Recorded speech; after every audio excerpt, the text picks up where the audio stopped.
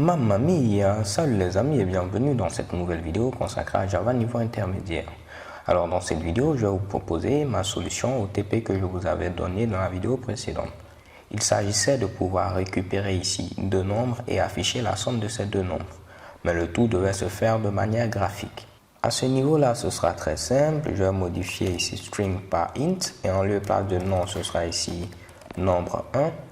Je vais mettre comme message ici entrer le premier nombre comme ceci, ok.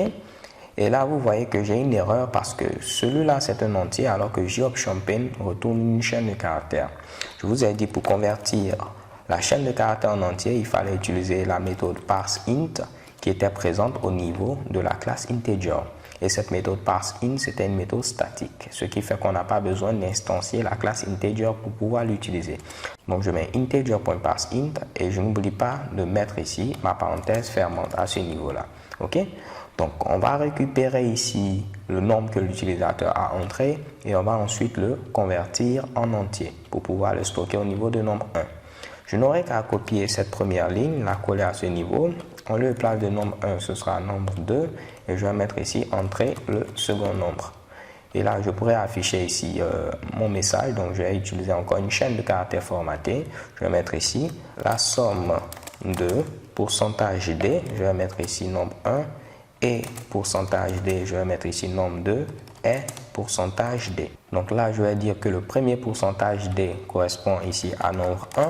Le deuxième pourcentage D va correspondre à nombre 2 et le dernier pourcentage D va correspondre ici à nombre 1 plus nombre 2, comme ceci.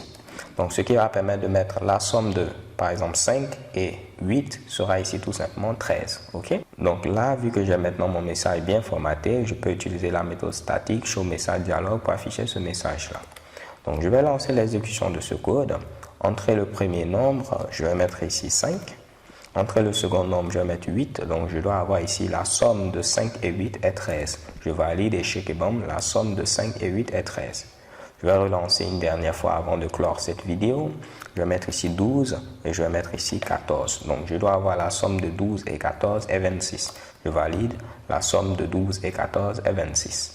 Alors les gars, j'espère que vous avez réussi ce TP, il n'y avait vraiment rien de bien compliqué. Je vous donne rendez-vous à la vidéo suivante où nous allons continuer notre exploration du fabuleux langage Java. So thanks for watching, don't forget to subscribe and have a nice day, peace.